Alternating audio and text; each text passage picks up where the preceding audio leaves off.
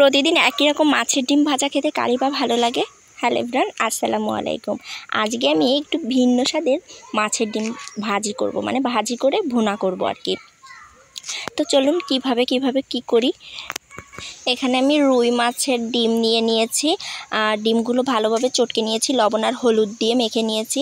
আর তার ভিতরে একটু পেঁয়াজ কুচি আর কাঁচামরিচ কুচি। আরেকটা কথা বলতে ভুলে গেছিলাম, আমি মাছের ডিমের ভিতরে একটু লেবুর রস দিয়েছি আর একটু গোলমরিচ গুঁড়ো করে দিয়েছি, যাতে এই ডিমের গন্ধটা না থাকে আর কি, কাঁচা কাঁচা যে গন্ধটা ওটা না থাকে। তো আমি গোল গোল শেপ দিয়ে এভাবে ভেজে নিচ্ছি ডিমগুলা।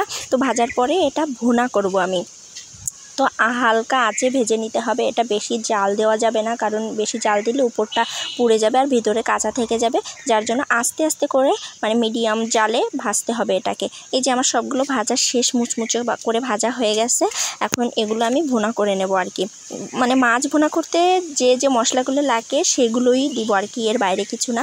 তো আমি আপনাদের একটু ভেঙে দেখাই কেমন হয়েছে। ভিতরটা দেখেন কত সুন্দর মুচমুচে হয়েছে, আর ভিতরটাও অলরেডি মানে সব কিছু সিদ্ধ হয়ে গেছে। তো আমার বিচ্চুটা আবার রান্নার সময় আমার কাছেই ছিল, আবার খুব মজা করে এটা খাচ্ছে। তো এই পর্যায়ে আমি এখন এই ডিমগুলা মশলা দিয়ে ভুনা করে নেবো। এই যে দেখেন আমার মশলা দিয়ে ভুনা করা শেষ। এখন আমি গরম মশলার গুঁড়া দিয়ে নামিয়ে নেব। তো আজকের ভিডিওটা এই পর্যন্ত, ভালো থাকবেন, বাই।